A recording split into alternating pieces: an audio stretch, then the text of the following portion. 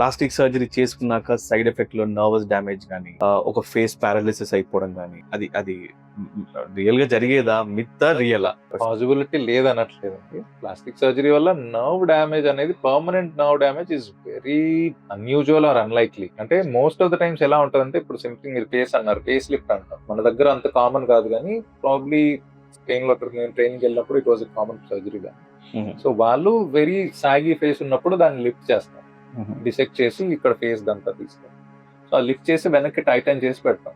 అట్లాంటప్పుడు nerves usually stretch అవుతాయి. Surgery చేసేటప్పుడు, డిసెక్ట్ చేసేటప్పుడు నర్వ్ స్ట్రెచ్ అవడం వల్ల ఆర్ ఇన్అడ్వాంటెడ్ గా కొంచెం ఏమైనా ఇన్స్ట్రుమెంట్ హ్యాండ్లింగ్ వల్ల కానీ అది టెంపరీగా పెరాలసిస్ ఉంటుంది. Permanent paralysis is very unusual or very unlikely in trained hands.